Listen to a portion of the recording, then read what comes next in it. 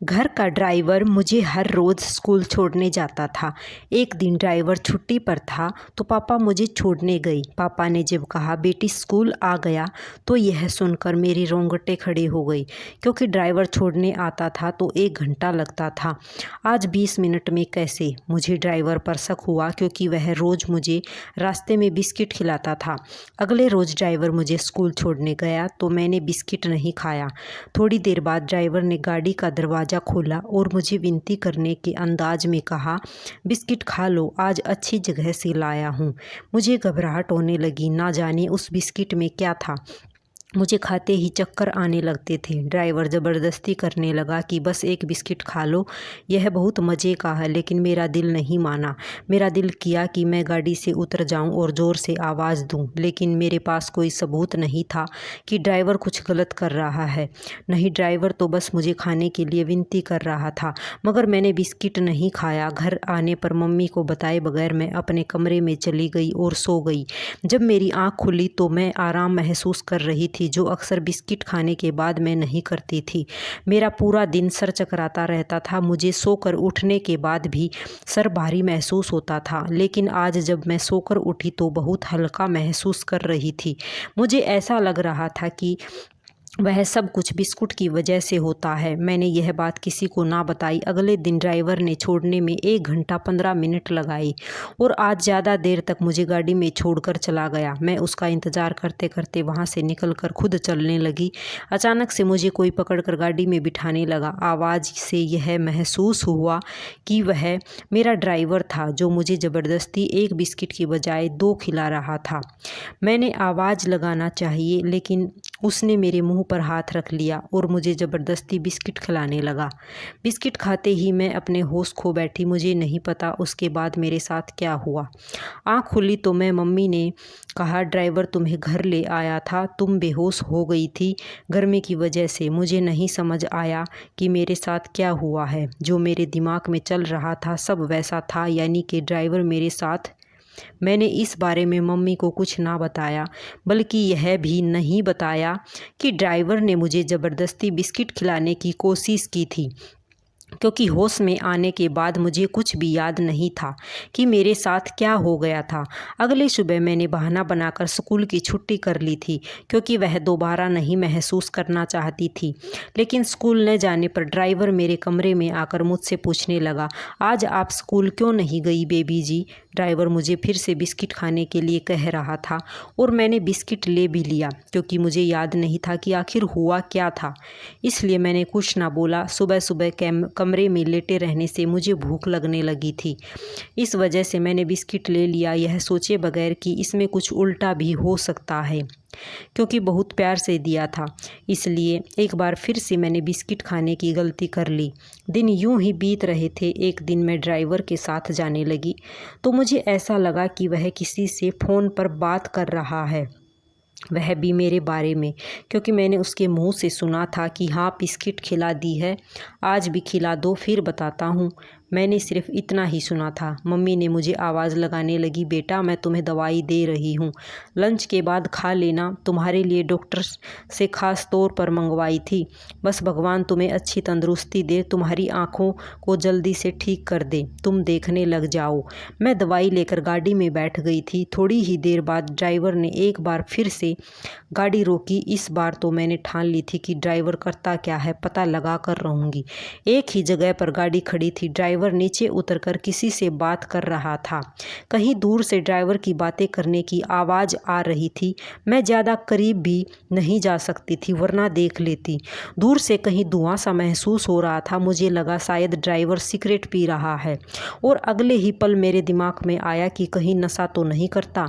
और उस दिन शायद कुछ और हुआ था, जो उस दिन बेहोश हो गई थी और मुझे कुछ याद नहीं था।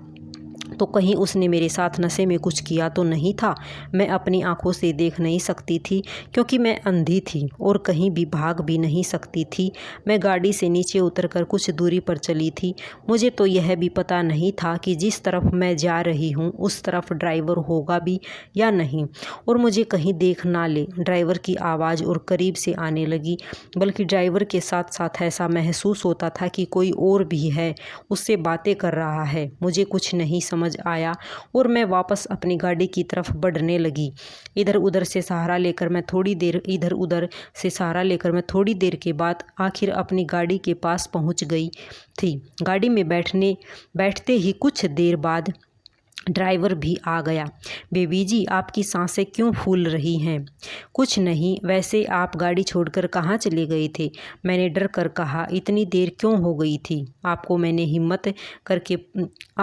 आखिर मैंने हिम्मत करके पूछा। कुछ नहीं बेबी जी, अपने बच्चों के लिए दवाई ले रहा था। यह कहते ही उसने जेब में हाथ डाला, जिसकी वजह से चुरमुर की आवाज़ आने लगी और साथ ही मुझे उसने बिस्किट पकड़ा दिया। उसकी आवाज़ से और उसकी बात करने के अंदाज से ऐसा कहीं महसूस नहीं होता था कि उसने कोई सिगरेट पी है या नशा किया है।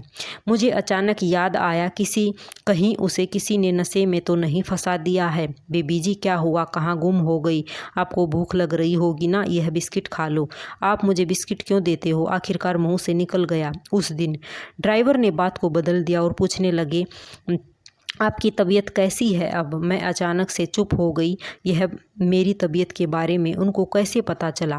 मैंने तो अपनी तबीयत का किसी को नहीं बताया था। इसका मतलब बिस्किट में ज़रूर कुछ था। मेरी तबीयत को क्या हुआ है? मैंने बहुत नॉर्मल अंदाज में पूछा।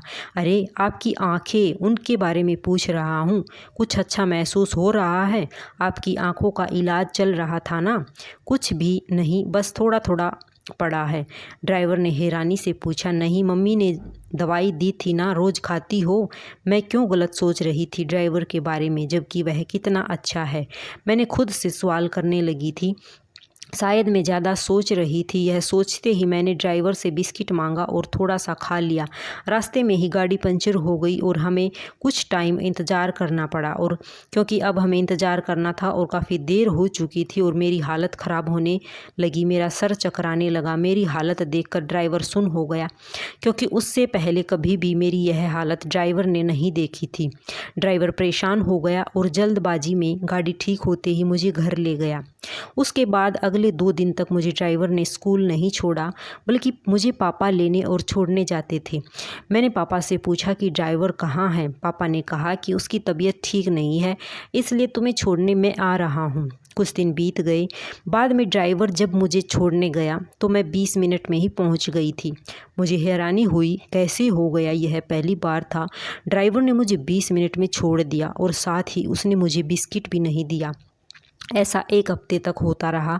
तो आखिर मैंने पूछ ही लिया, अंकल अब आप मुझे 20 मिनट में कैसे छोड़ देते हो और मुझसे बिस्किट के लिए भी नहीं पूछते?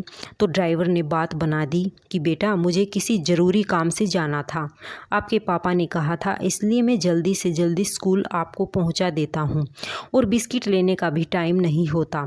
मुझे ड्राइवर की इस बात से कोई तसल्ली नहीं हुई थी, इसलिए अब मैंने ठान लिया था कि मैं अपने साथ अपने दोस्त को लेकर जाऊंगी, वह भी चुपके से, ताकि इस मामले का पता लग सके। अगले कुछ दिन में अपने दोस्त को चुपके से डिग्गी में बैठा देती थी।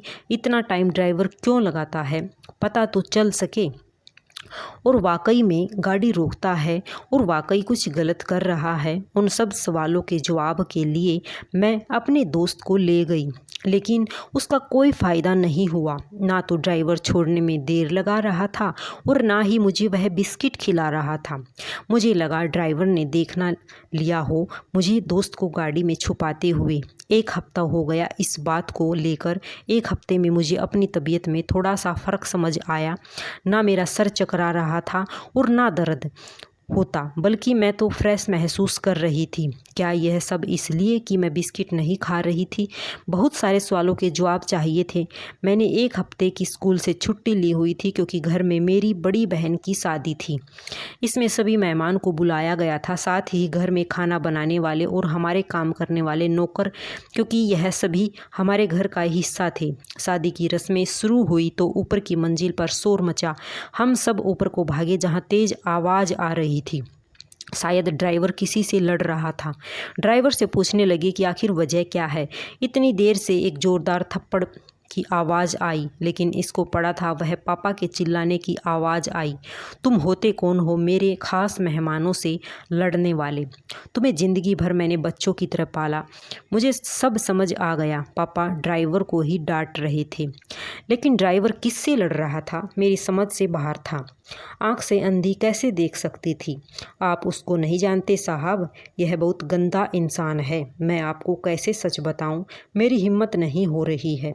ड्राइवर ने बहुत गुस्से से कहा। दफ़ा हो जाओ यहाँ से। आई समझ पापा की आवाज़ में बहुत गुस्सा भरा हुआ था।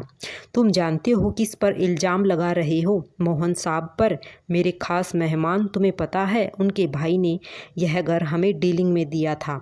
हमारी बहुत बड़ी प्रॉपर्टी का लॉस हो गया था। मोहन साहब के भाई ने अपने घर में मशवरा किए बगैर इतना बड़ा फैसला कर लिया था। लेकिन तुम गरीब क्या जानो? यह बात पापा के मुंह से पहली बार निकली थी। शायद इसलिए क्योंकि मोहन अंकल के भाई सोहन अंकल का हम पर वाकई बड़ा एहसान था। नहीं साहब जी, यह इतने अच्छे नहीं जितने आप समझ रहे हैं। यह झूठा आदमी रोज़ हनुमान मंदिर में ढोंगी बाबा बनकर बैठा रहता है। अच्छा, यह तुम्हें किसने बताया? तुमको काम के सिवा हम जाने कहाँ देते हैं जो तुम्हें पता होगा। पापा ने बड़े गुस्से वाले अंदाज में कहा। साहब जी, मैं आपको अगर एक सच बताऊं, आप गुस्सा तो नहीं करेंगे? ड्राइवर की आवाज़ कुछ गिरी हुई महसूस हुई थी। तेरा और क्या कहना रह गया है? तू क्या बोलेगा? अब बोल पापा। तुम जैसे गुस्से से आपे से बाहर हो रहे थे, उनकी आवाज़ में महसूस कर रही थी कि पापा जितना गुस्सा कर रहे हैं। वह दरअसल बेबी जी बिस्किट। ड्राइवर की जुबान लड़खड़ा रही थी। बिस्किट का नाम सुनते ही मेरे रोंगटे खड़े हो गए थे। दफ़ा हो जा, अब तूने एक भी मुंह से कुछ निकाला तो मुझसे बुरा कोई नहीं होगा। ड्राइवर अब कुछ बोल नहीं रहा था। मैंने कहा, रुक जाइए पापा। बिस्किट क्या? बताए आप क्या बिस्किट में? जल्दी से बेबी, मैं आपको बिस्किट खिलाता था, वह मुझे यही देता था। और जो मैं लेट छोड़ता था वह भी इसी की वजह से। मैं गाड़ी रोककर उसके पास जाता था। जब उसकी बात सुन रहे थे, सब उसकी बात सुन रहे थे। क्या बकवास कर रहे हो? तुम्हें अच्छा इंसान नहीं दिख रहा है जो अपनी सफाई पेश करने के लिए सबको बना दिया? पापा गुस्से में थे। मेरी बात सुनो साहब, ड्राइवर ने जल्दी से बोला। मैं बेबी जी के इलाज के लिए जाता था इस बाबा के पास। यह मुझे बिस्किट को पढ़ कर देता था और कहता था इससे बेबी जी को खिलाना, इससे उसकी आंखें जल्दी ठीक हो जाएंगी। और मैंने जब बेबी जी की तबीयत ख़राब देखी तो मुझे कुछ गड़बड़ लगी। और मैं कुछ दिन बाद जब इसके पास गया तो मैंने देखा वहाँ यह बाबा थे ही नहीं। मैंने लोगों के पास गया। वहाँ खड़े लोगों से मैंने कहा, तुम्हें पता है यहाँ जो बिस्कुट पढ़ कर देते हैं वह कहाँ है? यह सब मेरी तरफ से देख रहे थे। कौन बाबा? हमने तो इधर किसी को नहीं देखा। और मैं समझ गया। उस दिन के बाद मैंने ना ही बिस्किट दिया बेबी जी को, ना ही देर से स्कूल छोड़ा। और आज मुझे नज़र आया तो मैं पहचान गया। अचानक से किसी ने मुझे कसकर पकड़ा। तुम्हारी बेटी को मार दूंगा। यह आवाज़ मोहन अंकल की थी, जिन्होंने शायद मेरे सर पर बंदूक रखी थी। घर के सब लोग, किसी को कुछ समझ नहीं आ रहा आखिर क्या हो रहा है। जो आवाज़ आ रही थी वह सिर्फ मोहन अंकल की थी। हाँ, मैं था जो तुम्हारा नुकसान चाहता था। मेरे भाई ने भी बिना हमसे पूछे इतना बड़ा घर तुम्हें दे दिया। मेरा घर था, मैं चाहता था रहना यहाँ पर। तुमने बड़ी होशियारी से यह घर ले लिया। फिर तुझे क्या मिला? इसलिए मैं तेरी बेटी को मारना चाहता था कि मेरा तो सपना था कि ना मिले तो क्या हुआ, तुझे बर्बाद करके रहूँगा और तेरा नुकसान तो कर सकता हूँ ना। फिर तेरी बेटी का बेवकूफ़ ड्राइवर। अच्छा मौका कहाँ मिलता है। मोहन अंकल मेरी कमज़ोरी का मजाक उड़ा रहे थे और मेरी आंखों से आंसू टपक रहे थे कि अचानक से किसी ने किसी को धक्का दिया तो मुझे भी महसूस हुआ और मैं थोड़े आगे हो गई। बस बेबी जी के बारे में एक शब्द भी। और ज़ोर से नीचे किसी को गिरने की आवाज़ आई। रोती हुई मम्मी, बहन और भाई मुझसे लिपट गए और नीचे सीढ़ियों पर भागने की आवाज़ आई। क्या हुआ मम्मी? मैं परेशान थी। बेटा, ड्राइवर ने अंकल को नीचे धक्का दे दिया है और अभी पापा बाहर गए हैं अंकल को पकड़ने। इतने में पुलिस को भी कॉल कर दी गई। थोड़ी देर के बाद पुलिस अंकल को ले गई। अब ज़ोर ज़ोर से रोने की आवाज़ सुनाई दी। इस बार पापा के रोने की आवाज़ थी। मुझे माफ़ कर दो बेटा, मैं तुम्हें कितना गलत समझा, तुम्हें थप्पड़ मारा। गरीब हो लेकिन तुमने फिर भी मेरी बेटी की इतनी मदद की।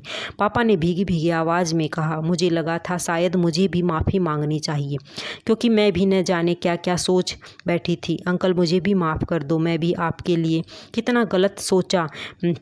मैंने दुख भरे अंदाज में कहा। अरे बेबी जी, आप दोनों मुझे शर्मिंदा क्यों कर रहे हो?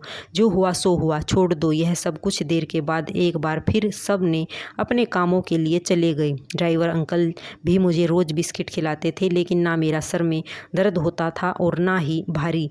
अब न जाने कोई किसी कोई क्यों किसी को जाने बगैर उस पर इल्ज़ाम लगा देता है, यह सोचे बगैर कि सामने वाले की नीयत अच्छी भी हो सकती है और गरीब का दिल कितना बड़ा होता है। अगर कहानी पसंद आई हो तो चैनल को सब्सक्राइब अवश्य करें। राधे राधे सभी को।